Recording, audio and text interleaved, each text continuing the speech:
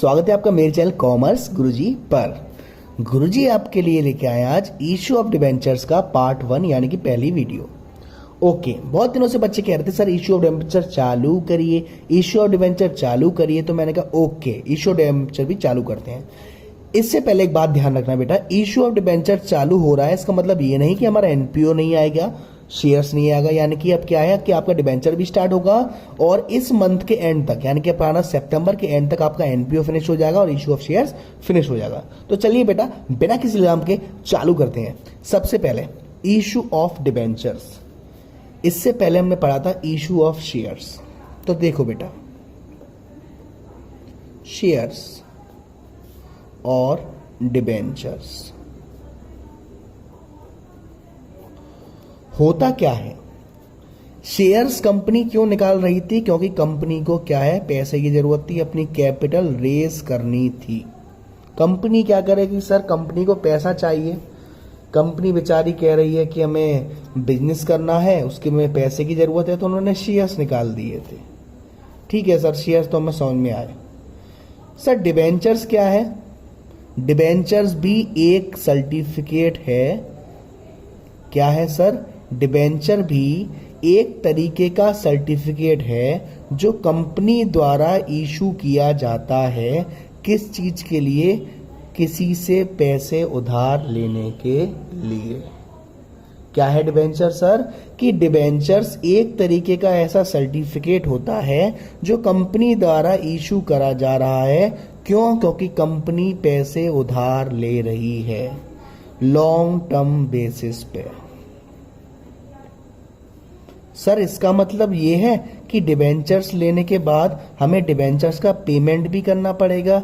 Yes बेटा, shares हमारे बाप का माल था, हम शेयर दे रहे थे और पैसा ले रहे थे।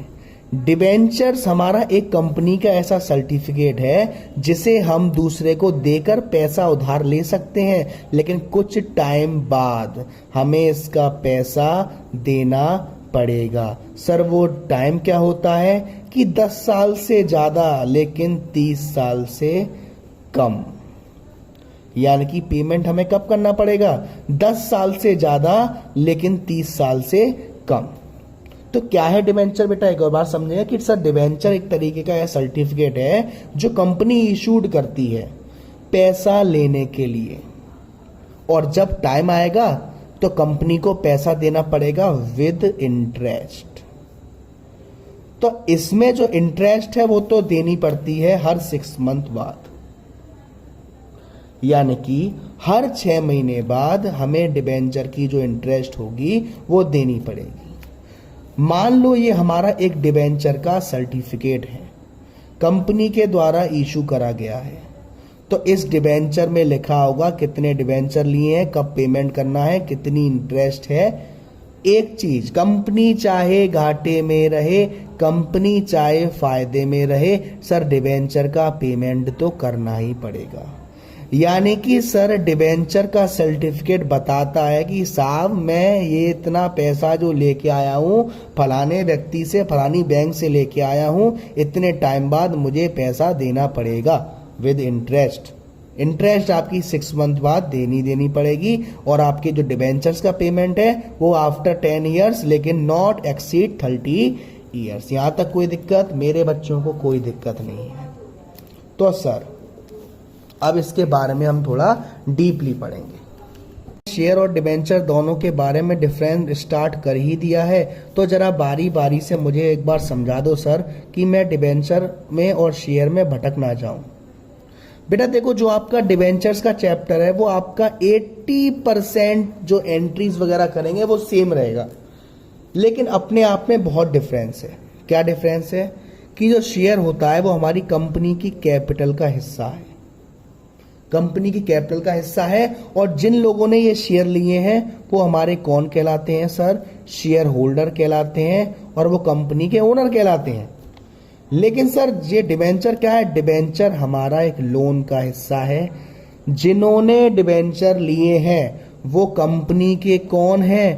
क्रेडिटर्स हैं, लेनदार हैं, पैसा मांगेंगे। और कौन है वो? Debenture holder. समझ में आ रही बात? जिन लोगों ने हमारी कंपनी के शेयर लिए उन्हें एक डिविडेंड मिलेगा। एक का मतलब 1 रुपए का नहीं, उन्हें क्या मिलेगा? डिविडेंड मिलेगा। लेकिन जो हमारी कंपनी के डिवेंचर होल्डर हैं उन्हें इंटरेस्ट मिलेगा। समझ में आ रही बात? जिन्होंने कंपनी के शेयर ले लिए हैं उनको डिविडेंड सिर्फ जब मिलेगा जब कंपनी को प्रॉफिट होगा। लेकिन सर अन्य हमारे जो डिवेंचर होल्डर हैं, कंपनी को चाहे प्रॉफिट हो, कंपनी को चाहे लॉस हो, जो आपका फिक्स्ड इंटरेस्ट बन चुका है उस इंटरेस्ट से डिवेंचर होल्डरों को पैसा देना पड़ेगा। यहां तक कोई दिक्कत वाली बात नहीं। ओके, तो अब हम एंट्रीज की तरफ चलते हैं। आई होप आपको समझ में आ गया होगा डिवेंचर क्या है और शेयर क्या कर रहे हैं हम। सर डिवेंचर इशू करने की बारी आ रही है। देवा श्री गणेशा, देवा श्री गणेशा। सर इसका तो हम कब से इंतजार कर रहे थे कि आप कब कहें कि सर इशू ऑफ डिवेंचर्स बताने वाले हैं। तो बेटा इशू ऑफ डिवेंचर्स जरा इन पे ध्यान देना बेटा। इशू ऑफ डिवेंचर का प्रोस्पेक्टस बिल्कुल एक तरीके का सीन ही कह लो आप, शेयर की तरह होता है। समझ में आ रही बात? शेयर में आपको शेयर की टर्म्स एंड कंडीशन गिवन होती थी, अब डिवेंचर्स में आपको डिवेंचर्स की टर्म्स एंड कंडीशन गिवन होगी। समझ में आ रही बात? ओके सर, आपने पढ़ा था शेयर में कि शेयर्स का पैसा या तो आप लमसम में मांगोगे या इंस्टॉलमेंट में मांगोगे। समझ में आ रही बात? तो डिवेंचर में जब हम इंस्टॉलमेंट में पैसा मांगेंगे तो क्या होगा? सबसे पहली बात, जितने भी आप डिवेंचर्स के क्वेश्चंस करोगे, डिवेंचर्स के आगे आपको कुछ परसेंट दे रखी होगी। इसका मीनिंग क्या है सर? कि जितने आपने डिवेंचर्स लिए हैं, डिवेंचर्स पे पैसा लिया है, इस रेट से आपको उसका पैसा पेड करना है। यानी कि ये क्या है सर? ये ब्याज है सर। मान लिया मैंने एक क्वेश्चन मान लिया कि कंपनी ने 12% डिवेंचर इशूड करे हैं। तो सबसे पहले मैं जानता हूं कि पहली एंट्री क्या होती है? एप्लीकेशन की। तो जब एप्लीकेशन का पैसा आएगा, यानी कि जब कंपनी के पास एप्लीकेशन का पैसा आएगा डिवेंचर्स का, तो सर एंट्री क्या होगी बेटा? Bank account DR। सर हम 2 शेयर एप्लीकेशन करते थे जी, अब शेयर एप्लीकेशन नहीं आएगा, 12% डिवेंचर एप्लीकेशन अकाउंट। अच्छा सर, जो यहाँ शेयर कैपिटल था, शेयर एप्लीकेशन था, उसकी जगह हमने डिवेंचर चेंज कर दिया। ये तो बड़ा इजी है। नरेशन में एप्लीकेशन मनी रिसीव। अब सर जब आप एप्लीकेशन का पैसा डिवेंचर के अकाउंट में ट्रांसफर करोगे तो एंट्री क्या होगी? 12% debenture account DR, 12% debenture application account DR to 12% debentures.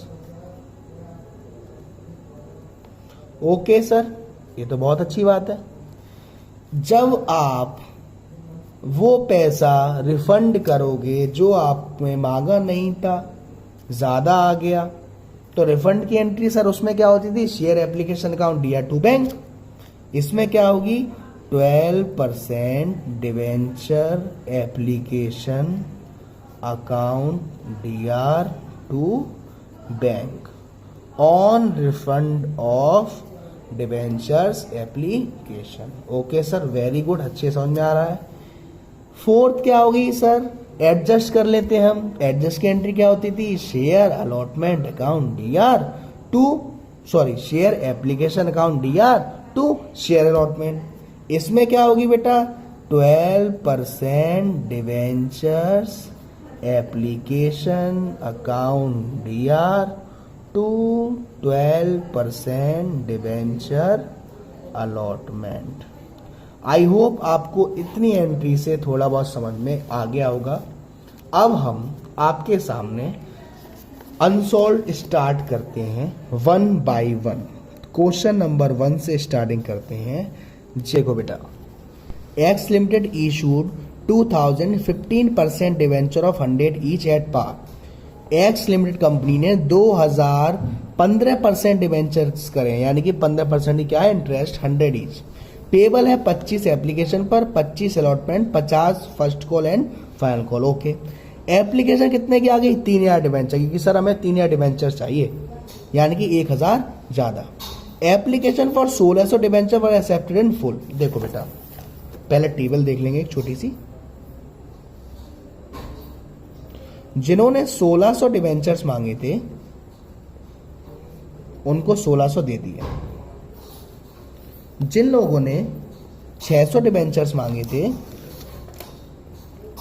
उन लोगों को 400 डिवेंचर्स दे दिए, और जो बचे उनको क्या कर दिया, रिजेक्ट कर दिया, यानी कि 1600, 600, 2200 और 800 वालों को क्या कर दिया, निल, यानी कि रिजेक्ट।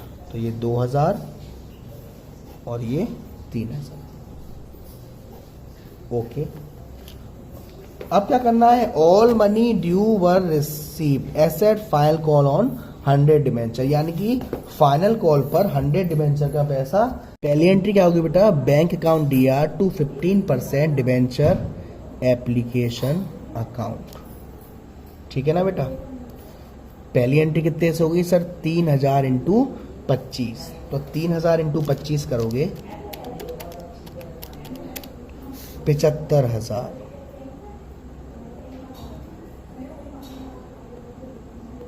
ओके, नेक्स्ट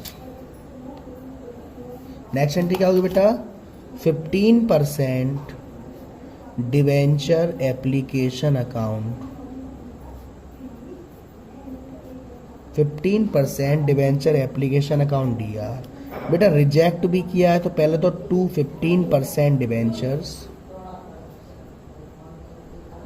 अकाउंट, उसके बाद एडजस्ट भी किया है 15% डिवेंचर अलॉटमेंट अकाउंट, और उसके बाद रिटर्न भी करा है तो 2 बैंक अकाउंट। रिटर्न कितना किया, देखो 800 वालों को कुछ नहीं दिया ने रिटर्न कर दिया, तो 800 इंटू 25 20,000 रुपये रिटर्न में। एडजस्ट कितना किया, 600 वालों को 400 दिया, नहीं 200 इंटू 25 5000 यहां करना कितना था, 2000 इंटू 25 50,000 इधर, तो टोटल कितना आ गया यहाँ 75,000। कोई दिक्कत, कोई दिक्कत नहीं सर। अब अलॉटमेंट की पहली एंट्री क्या होगी, 15% debentures allotment account DR to 15% debenture account. Amount कितना आएगा, अब सर 2000 से 2000 इंटू 25, तो 2000 into 25 50,000।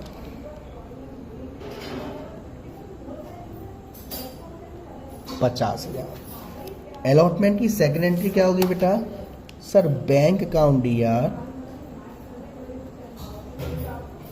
To 15% debenture allotment account. देखो बेटा 50,000 आना था, पहले से ही 5,000 एडजस्ट हो चुका है, तो कितना आएगा 45,000।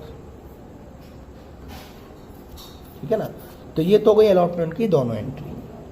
अब फर्स्ट एंड फाइनल कॉल की पहली एंट्री क्या होगी सर, पहली की एंट्री क्या होगी, 15% debenture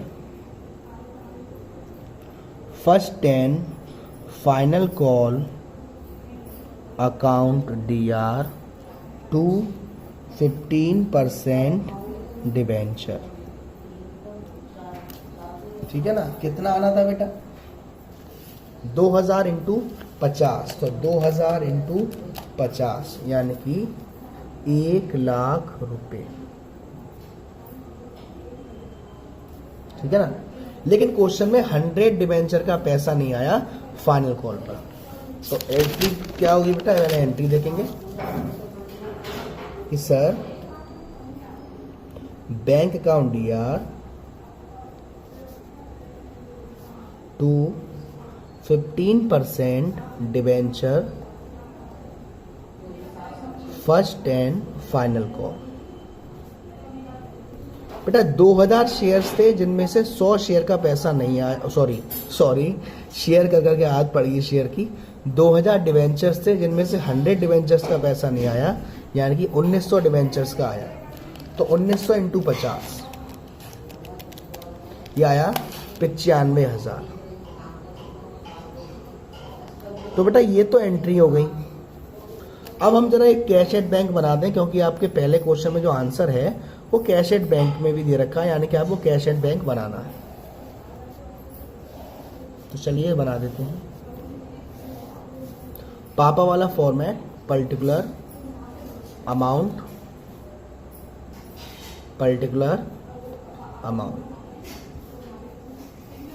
DR side, CR side. देखो बेटा सर हमें एप्लीकेशन पर कितना पैसा मिला था, टू 15% डिवेंचर एप्लीकेशन 75,000 रुपये। सर अलॉटमेंट पर कितना मिला था, 15% डिवेंचर अलॉटमेंट 45,000 रुपये।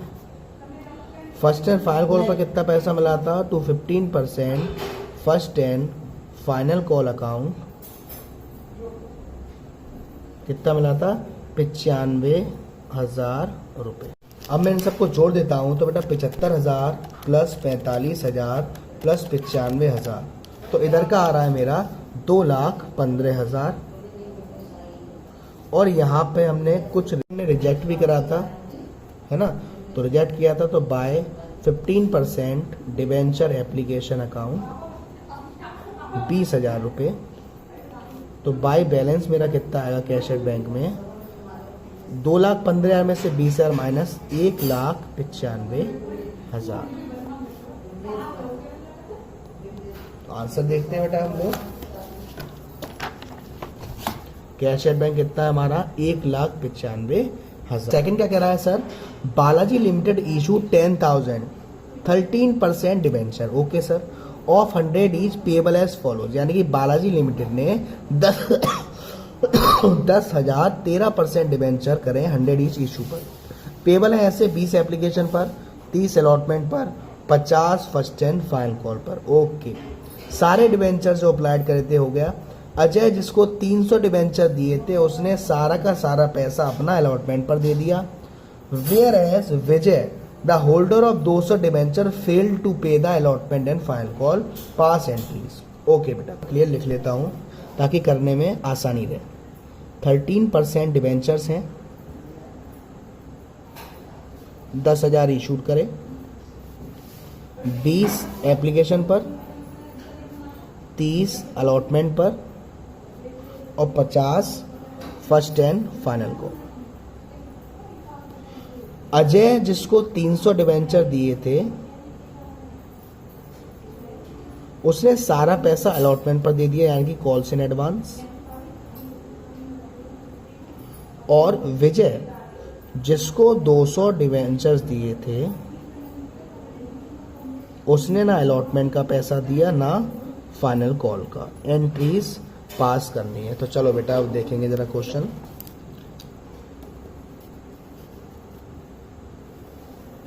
देखो अब इस क्वेश्चन को, तो पहली एंट्री क्या होगी बेटा, ये sir bank account DR to 13% debenture application account. Amount कितना आएगा बेटा, 10,000 इंटू 20 यानी कि 2 लाख रुपए।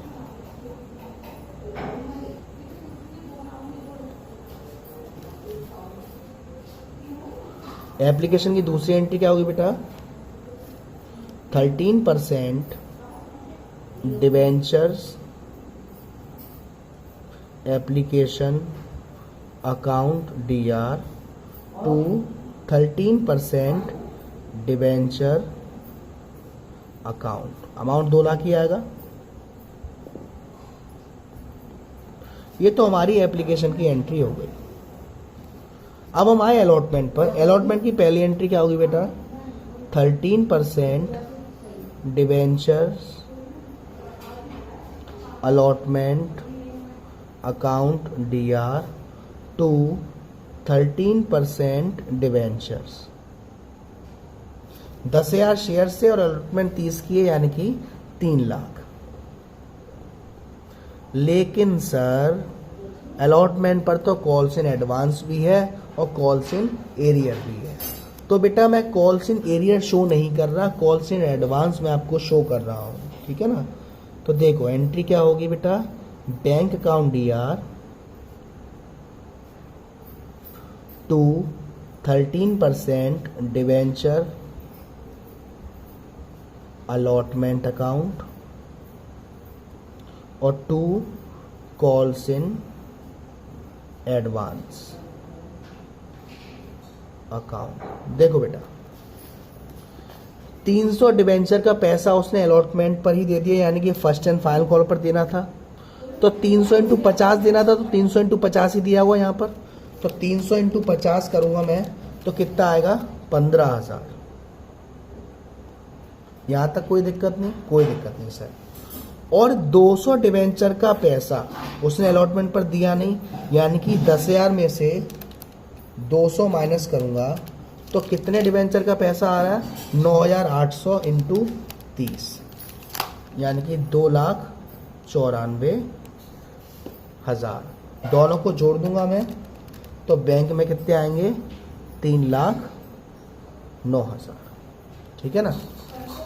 अलॉटमेंट हो गया। अब हमारी फर्स्ट एंड फाइनल कॉल की एंट्री। पहली फर्स्ट एंड फाइनल कॉल की एंट्री क्या होगी?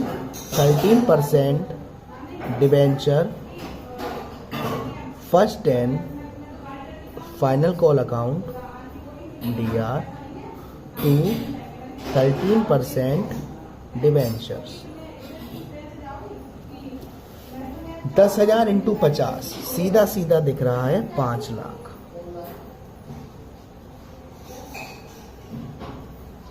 ठीक है। नेक्स्ट एंट्री देखो बेटा, बैंक अकाउंट DR, यहां कॉल्स इन एडवांस भी है और यहां कॉल्स इन एरियर भी है। Bank account DR calls in advance account DR to 13% debenture first and final call account. देखो बेटा कॉल्स इन एडवांस 15,000 पहले ही दे चुके। ठीक है ना। देखो बेटा मैं बताऊं आपको एक चीज, 10,000 शेयर्स थे, 10,000 शेयर्स थे, जिसमें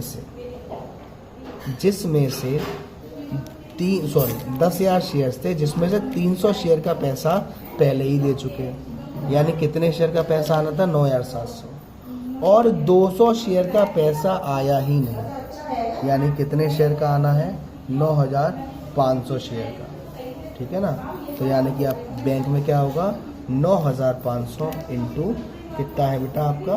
50, 4,75,000। दोनों को जोड़ दूंगा कितना आएगा?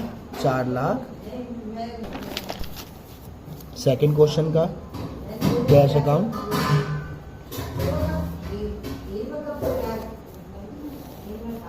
पापा वाला फॉर्मेट बनेगा, particular amount DR CR to 13% debenture application. इस पे कितना पैसा रिसीव हुआ था एप्लीकेशन पर बेटा? हमें 2 लाख रुपए। उसके बाद हमारा 13% डिवेंचर अलॉटमेंट पे कितना रिसीव हुआ बेटा? 3,09,000।